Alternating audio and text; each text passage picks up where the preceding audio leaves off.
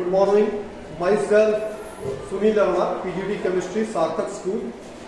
Today I am going for the chapter first of Chemistry class +2. Name is Solution. We will do the MCQs of Solution chapter. Now my first question is, our solution is defined as, what is solution? Solution क्या है? Solution is the homogeneous mixture of two components. It may be one is solvent and other is solute. Solvent is in the large quantity, solute is in the lesser quantity.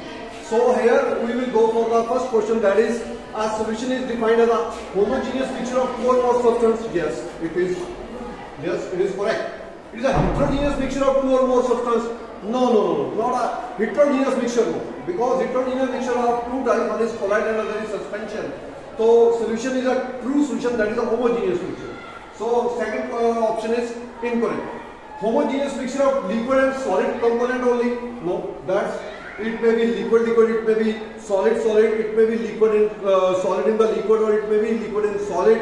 So it is not a correct option. Homogeneous mixture consisting of water as a one component. No, we know that what is a universal solvent, but it is not necessary that every solution contains water as one component. So option A is only correct. That is a homogeneous mixture of two or more components.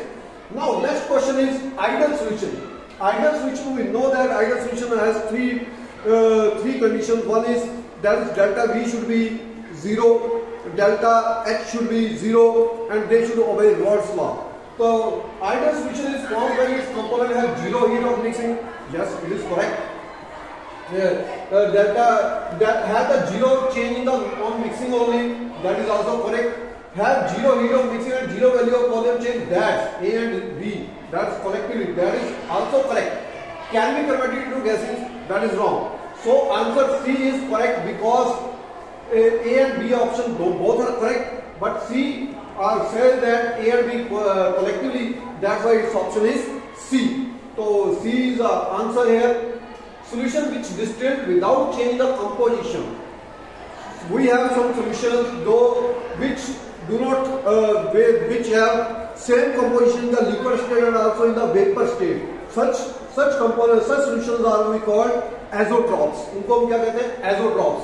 तो solution which distill without changing the composition, it means liquid form and vapor form have the same composition. When the liquid form and the vapor form has the same composition, that is liquid solution and the vapor solution has the same composition, then we call them azotropes. So then its answer is azotropic. We know that amorphous substance, we know that they are amorphous is something which are not crystalline, their particles are not situated in a regular pattern. Supersaturated solution, we know that solution which when we add the solute in it, the solute gets started, crystallization. Ideal solution we have learned in the question number second. So its answer is azotropic mixture. Azotropic mixtures are mixture of two solids, maybe those which boil at a different temperature, that maybe those which can be fractionally distilled, and constant boiling mixture. That is constant boiling mixture. We have read here that though they have the same composition in the vapor and the liquid solution, though so they have the constant boiling mixture. Next question is, the solubility of a gas in a liquid is directly proportional. We know that Henry law states that the partial pressure of the gas is directly proportional to the mole fraction of the gas. That we know that the solubility of the gas is liquid in the liquid is directly proportional to the pressure of the gas. This statement is given by Henry's law. Which of all the following is not correct for the ideal solution? Ideal solution, we know that we have the three conditions. One is delta V should be 0, delta H should be 0, it should obey Raoult's law. So here we see that Raoult's law is obeyed. Yes, ideal solution के लिए correct है. Delta H should be 0. Yes, mixing heat of enthalpy should be 0.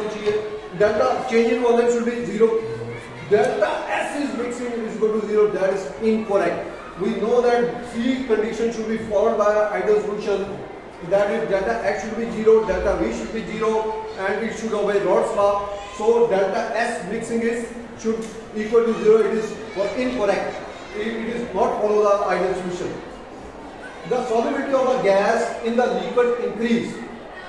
Solubility of the gas, it is given by the Henry's law. We know that when we increase the pressure, the solubility of the gas in the liquid will increase. Increase in temperature, no, we know that. जब हम cold drink fridge में क्यों रखते हैं? Why we store them? Because temperature lower होगा तो ज्यादा gas soluble होगी। जैसे जैसे हम अगर हम कोल्ड ड्रिंक को बाहर रखते हैं तो गैस कौन सी होती है, एस्केप कर जाती है। आपने कभी ठंडी कोल्ड ड्रिंक को पिएगा ठंडा करके और गर्म को देखिएगा नॉर्मल कोल्ड ड्रिंक, तो आपको टेस्ट उसमें आएगा कोल्ड वाले में। क्यों? क्योंकि उसमें ज्यादा गैस डिजॉल्व हुई है। तो the solubility of gas in the liquid increase in temperature is totally wrong. It is totally wrong. Reduction of the gas pressure, decrease in temperature, yes it should be decrease in temperature and increase of gas pressure. Here Henry's law fail हो रहा है, मगर यहाँ पर क्या है, सी में decrease in temperature बिल्कुल ठीक and increase of gas pressure बिल्कुल ठीक। दोनों के दोनों स्टेटमेंट्स के हैं करेक्ट हैं। प्रेशर, जैसे ही प्रेशर इंक्रीज करते हैं गैस की सॉल्युबिलिटी भी इंक्रीज हो जाती है और टेम्परेचर डिक्रीज करने से गैस की सॉल्युबिलिटी इंक्रीज होती है। आपने देखा ही होगा, जैसे ही कोल्ड ड्रिंक की बोतल को खोलते हैं तो आवाज आती है फिश, क्योंकि हमने क्या कर दिया, प्रेशर रिलीज कर दिया। प्रेशर रिलीज होने से क्या हो जाएगी, गैस की सॉल्युबिलिटी कम हो जाएगी, इसलिए प्रेशर इंक्रीज करके सॉल्युबिलिटी बढ़ेगी। तो C is of correct answer. Saturated solution of NaCl on heating becomes saturated solution of NaCl on heating become unsaturated। देखिए जैसे हम गर्म करेंगे और ज्यादा नमक डाल सकते हैं। आप घरों में चाशनी बनाते हैं, कैसे बनाते हैं? कैसे बनाते हैं चाशनी? पानी को गर्म करके, पहले चीनी जितनी घोलने की घुल गई, उसके बाद में इंक्रीज द टेम्परेचर ताकि उसकी सॉल्युबिलिटी ज्यादा हो जाए, अब वो ज्यादा चीनी उसके अंदर डिजॉल्व हो जाएगी। इस प्रकार से हम चाशनी बनाते हैं। चाशनी देखिए कभी जलेबियों में जब बनाते हैं तो जलेबियों में पहले उससे निकालते हैं। Super saturated solution is a metastable solution whose concentration is super saturated. मैंने आपको बताया तीन तरीके के solution, saturated, unsaturated, super saturated. सबसे पहले बात करते हैं अनसैचुरेटेड। जब तक आप उसमें सॉल्यूट को और ज्यादा डिजॉल्व कर सकते हैं वो क्या है, अनसैचुरेटेड है। मान लीजिए आपने एक गिलास पानी लिया, उसमें 1 चम्मच चीनी घोल दी, वो घुल रहा है, इट्स मींस अनसैचुरेटेड है। अगर दूसरा चम्मच भी घुल रहा है तो इट्स मींस अनसैचुरेटेड है। सैचुरेटेड में क्या होगा कि अब सॉल्यूट घुलना बंद हो जाएगा। अब आप नमक तीसरा चम्मच घोल रहे हैं नमक और वो पानी में नहीं घुल रहा है, इट्स मींस सॉल्यूशन क्या हो गया, सैचुरेटेड। सुपर सैचुरेटेड में क्या होगा कि आप नमक घोल रहे हैं, नमक जितना घुल रहा है उतना ही क्या हो रहा है, क्रिस्टल भी बनकर बाहर आ रहे हैं, तो उनको सुपर सैचुरेटेड कहते हैं। और super saturated solution is a metastable solution whose concentration is equal to the solubility of substance in the solvent is less than the solubility exceed the solubility। solubility को क्या हो गया, एक्सीड कर गया, ज्यादा हो गया, तभी तो वो बाद में क्रिस्टलाइजेशन होकर बाहर आ रहा है। When a crystal of a solute is introduced into a super saturated solute, वो कहता है अगर हम क्रिस्टल डालते हैं सॉल्यूट तक, इसके अंदर सुपर सैचुरेटेड सॉल्यूशन के अंदर, तब क्या होता है, द सॉल्यूट डिसॉल्व। मैंने आपको बताया तीनों। अनसैचुरेटेड जब तक घुलता रहेगा, डिसॉल्व होता रहेगा, तब तक वो अनसैचुरेटेड है। सैचुरेटेड में क्या होगा, घुलना बंद कर देगा। और सुपर सैचुरेटेड में क्या होगा, क्रिस्टल बनना शुरू हो जाएगा, क्रिस्टल बनेगा वो, तो वापस प्रेसिपिटेशन होनी शुरू हो जाएगी, तो the solute dissolve, the solution become unsaturated, no the solution में super saturated, the excess of solute crystal out, yes the excess of crystal solute, excess of solute crystal out, तो ज्यादा जो solute का क्रिस्टल होंगे वो क्या हो जाएंगे, वापस हो जाएंगे। and electrolyte dissolve in water, NaCl है बच्चे, NaCl नमक, आपने देखा होगा नमक के Na और Cl आपस में कैसे बाउंड है, they are bound by the lattice energy। when cation approaches anion, तब जो एनर्जी रिलीज होती है उस एनर्जी को कहते हैं लैटिस एनर्जी। जब नमक को हमने पानी में डाला, अगर हाइड्रेशन एनर्जी, अब Na पॉजिटिव है और ऑक्सीजन वाटर में ऑक्सीजन नेगेटिव है, तो वो ऑक्सीजन नेगेटिव क्या करेगी, Na के चारों तरफ आकर सराउंड कर जाएगी, सो वाटर के मॉलिक्यूल्स Na की तरफ सराउंड कर जाएंगे, यहां पर एक एनर्जी रिलीज होगी, that energy is called hydration energy. और जो हाइड्रेशन एनर्जी लैटिस एनर्जी से ज्यादा होगी तब तो जो सॉल्यूट वाला है वो अदरवाइज नहीं होगा। तो hydration energy should be more then the lattice energy. Electrolyte dissolved in water, lattice energy is less than, नहीं, लैटिस एनर्जी लेस होनी चाहिए, हाइड्रेशन एनर्जी ज्यादा होनी चाहिए, बिल्कुल ठीक है ये। Lattice energy greater than the, no no no, second वाला गलत है। लैटिस एनर्जी इक्वल टू, गलत है। This question is endothermic gas go. Lattice energy should be less than the hydration energy, या फिर ऐसे भी लिख सकते हैं hydration energy should be more than lattice energy. तो ये दोनों केसेस, इस केस में A correction, A is a correct answer. Lattice energy should be lesser than the hydration energy और hydration energy should be more, तो दोनों है, ए है। The solubility of a substance is defined as amount of solute in grams। solubility को कैसे define करते हैं? देखिए, कोई भी चीज पानी में इनसॉल्युबल नहीं है, हर चीज पानी में सॉल्युबल होती है, मगर हम क्या करते हैं, हम प्रैक्टिकली देखते हैं कि 100 ग्राम सॉल्वेंट लेते हैं, उसमें हम डालकर देखते हैं कि क्या अमाउंट ऑफ, कितना अमाउंट ऑफ सोल्यूट उसमें सॉल्युबल है। अगर 1 ग्राम फ्री सॉल्युबल हो तो हम कहते हैं फ्री सॉल्युबल है। तो यहाँ पर वो क्या कर रहा है, द सॉल्युबिलिटी ऑफ, कितने में लेते हैं, 100 ग्राम सॉल्वेंट में। The solubility of substance is defined as the amount of solute in gram present in the 100 gram of solvent, yes. Present in the 100 gram of solution, no. 100 gram of the solution, no. 1 litre in the solution, तो 100 gram of the solvent में उसकी solubility को check किया जाता है। Question number 13 में था, which of the following will form an ideal solution. Ideal solution मैंने आपको बताया था कि जिसमें AA और BB की जो इंटरेक्शंस हैं वो किसके बराबर होनी चाहिए, AB की इंटरेक्शन। जब हमने सॉल्वेंट में सोल्यूट ऐड किया, सॉल्यूशन बना, और सॉल्वेंट और सोल्यूट की जो इंटरेक्शन पैदा हुई है वो सॉल्वेंट और सोल्यूट की इंटरेक्शन के बराबर हो। तो यहां पर एक चीज याद रहे कि इनमें क्या होता है कि दोनों की इंटरेक्शन बराबर जहां तक कब होती है जब उनका मॉलिक्यूलर मास सेम होता है, लगभग। थोड़ा बहुत डिफरेंस रहेगा, 14 तक का 14 या 15, इतना डिफरेंस रहेगा, तो उनका क्या रहेगी, इंटरेक्शंस बराबर रहेंगी। इसमें आप देखिए इन दोनों के बीच में हाइड्रोजन बॉन्डिंग तो है, बट वेट का बहुत डिफरेंस रहेगा। यहाँ पर आप देखिए C6H6, C6H5, CH3, ये जो है इन दोनों का लगभग दोनों के दोनों कोवलेंट कंपाउंड है और दोनों के दोनों में क्या है, इंटरेक्शंस भी सेम है। तो यहाँ पर मॉलिक्यूलर मास में भी कोई ज्यादा डिफरेंस नहीं है, तो ये क्या है, दे विल फॉर्म आइडियल सॉल्यूशन। अब वो पूछ रहा है कि आइडियल सॉल्यूशन से पॉजिटिव डिविएशन, पॉजिटिव डिविएशन कब होती है, जब AB की इंटरेक्शन जो सी है AA और BB से कम होती है, कम हो जाए, वीक हो जाए। AB इंटरेक्शन AA और BB से क्या हो जाए, कम हो जाए, जिसके कारण वेपर प्रेशर ज्यादा बनेगा। तो यहां पर आप देखिए कि किसकी पॉजिटिव डिविएशन हो रही है, ये तो आप पढ़ चुके हो कि ये तो आइडियल सॉल्यूशन बनाते हैं, अभी ऊपर वाले क्वेश्चन में आपने देखा कि ये आइडियल सॉल्यूशन बनाते हैं। तो यहां पर आप देखिए किसमें इंटरेक्शन जो सी है वो वीक हो रही है। यहां पर देखिए C2H5OH, इनमें हाइड्रोजन बॉन्ड होता है, जब बीच में हम क्लोरोफॉर्म डालेंगे तो उनकी क्या हो जाएगी, हाइड्रोजन बॉन्ड टूट जाएगा, इंटरेक्शन क्या हो जाएगी, वीक हो जाएंगी। तो यहां पर they will form ideal positive deviation बनाएंगे from the ideal solution. Negative में क्या होगा कि इंटरेक्शन क्या हो गई है, स्ट्रांग हो गई है। AB की इंटरेक्शन क्या हो गई है, स्ट्रांग हो गई है। अब वो वेपर नहीं बन रहे हैं, कम बन रहे हैं, तो वेपर प्रेशर क्या हो जाएगा, डाउन आ जाएगा। तो इसमें आप क्या देख रहे हैं, ये तो आपको पहले पता चल चुका है, ये तो देखते सारी पता कर लेना कि ये आइडियल सॉल्यूशन है। जब देखेंगे कि दोनों लगभग बेंजीन और दोनों के पास एक जैसा बेंजीन है और साथ में CH3 ग्रुप लगा हुआ टोलीन है, तो कोई ज्यादा मॉलिक्यूलर मास का डिफरेंस नहीं है, कुछ नहीं है, तो ये तो आपको पता चल ही रहा है कि ये तो आइडियल सॉल्यूशन है, ये तो हम पढ़ ही चुके हैं। तो यहां पर देखेंगे किसमें नई हाइड्रोजन बॉन्डिंग कुछ पैदा हो गई है, कोई नई इंटरेक्शंस पैदा हुई है। तो यहां पर देखिए क्लोरोफॉर्म में हाइड्रोजन के ऊपर पॉजिटिव चार्ज आ रहा है और यहां पर कीटोन में ऑक्सीजन के ऊपर क्या है, नेगेटिव चार्ज है। तो यहां पर एक हाइड्रोजन बॉन्डिंग बन रही है, तो यहां पर एक नई इंटरेक्शन पैदा हुई है, जिसके कारण क्या हो जाएगी, AB इंटरेक्शन स्ट्रांग हो जाएगी AA और BB से। तो इसका मतलब यहां पर क्या हो जाएगा, ये नेगेटिव डिविएशन शो करेगा। अब आ गया एजोट्रोपिक मिक्सचर। एजोट्रोपिक मिक्सचर हम पहले ही पढ़ चुके हैं। एजोट्रोपिक मिक्सचर क्या होते हैं, एजोट्रोपिक मिक्सचर होते हैं जब हमने वाटर, जब हमने सॉल्वेंट में क्या डाला, सोल्यूट डाला, और जब हमने उनको बॉयल किया तो वो बॉयल जो वेपर्स आए हैं, वेपर की कंपोजिशन और सोल्यूशन की कंपोजिशन सेम है।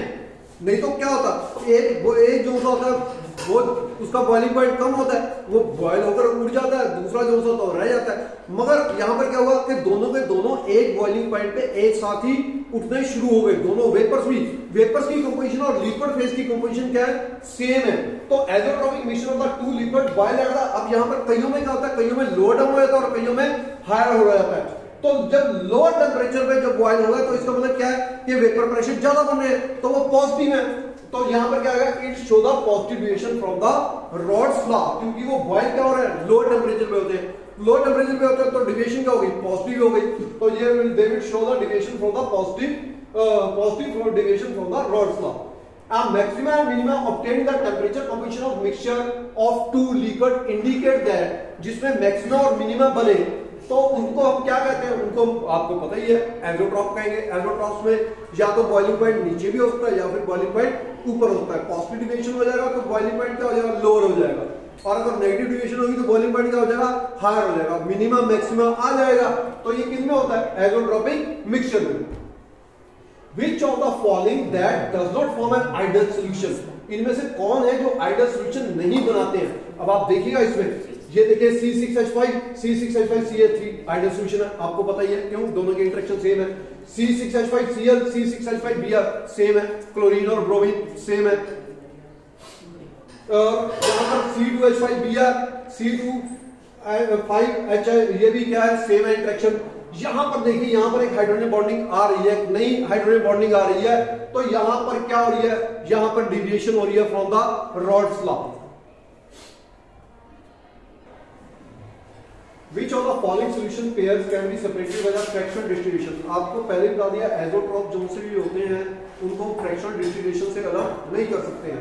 तो यहाँ पर क्या हो गया, बेंजीन और टोलीन जो से है, आपको पहले ऊपर एग्जांपल दे रखा है, ये एज़ोट्रॉप्स हैं, तो इनको we cannot separate them by the fractional distillation.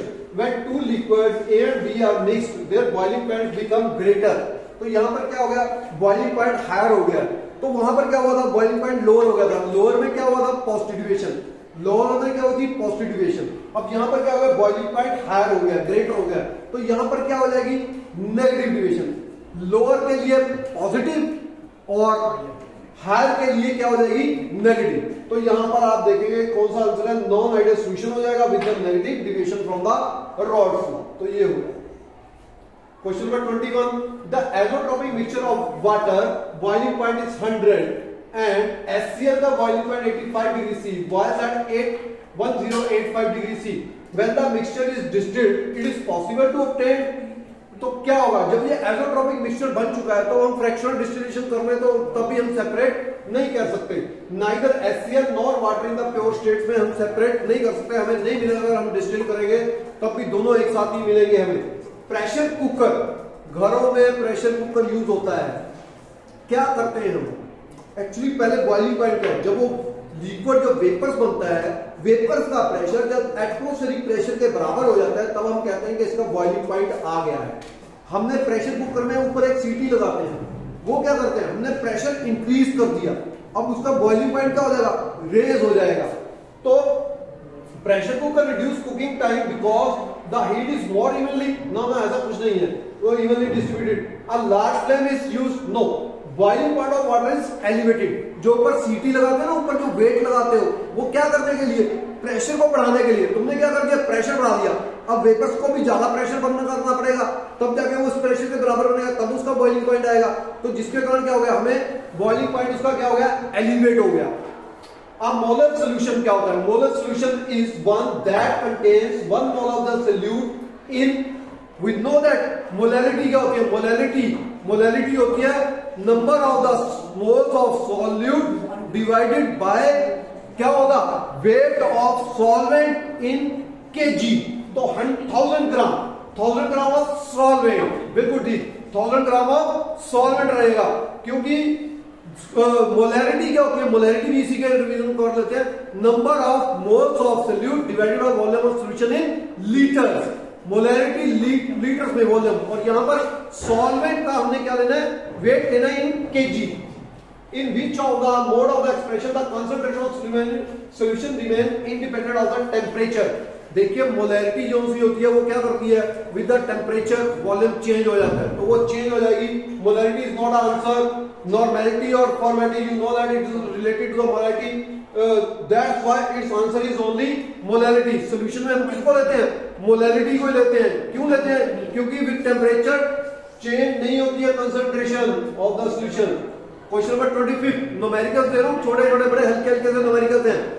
to 8 gram of NaOH dissolved in the 1 liter of the solution.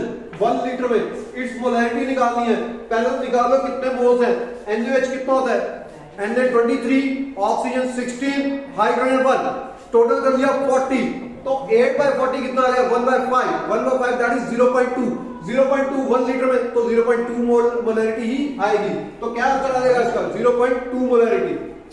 18 gram of glucose is present in the 100 gram of solvent, present in the 1000 gram of solvent. The solution is, यहां पर molarity निकालनी है, molarity नहीं, molarity. क्यों? क्योंकि solvent ग्राम में दे रखा है, तो मोलैरिटी पूछ रहा है। ग्लूकोज का क्या फॉर्मूला है? C6H12O6। तो कितना हो गया? 72 प्लस 12 इंटू 16, 12 H12 1 इंटू 12, तो 1 इंटू 12 कितना होगा? 12। और 6 क्या? ऑक्सीजन कितना है? 16, 6 into 16 96 plus 72 plus 12 that's come to the 180 आपका टोटल मास हो गया और द मोलर मास होता है ग्लूकोज, और गिवन मास कितना है? 18 डिवाइडेड बाय 180 कितना आएगा? 0.1। तो 0.1 1000 में है तो कितना आएगा? 0.1 मोलर। क्या आएगा? 0.1 molar. The molarity of pure water 1 litre ले लिया प्योर वाटर, 1000 ग्राम हो गया उसका वेट, क्योंकि डेंसिटी 1 kg होती है पर cc, और इसका वो कितना रहता है? मोलर मास कितना है? H2O 18। तो 1000 बाय 18 कितना आ गया? 55.6, दैट इज 55.6 आ गया। दैट ये सॉल्यूशन चैप्टर के आपके सारे क्वेश्चन करवाए हैं, बहुत इंपॉर्टेंट है। एग्जाम्स में जरूर इनमें से एक आधा क्वेश्चन जरूर आएगा। प्लीज जरूर एक बार रिवीजन करें।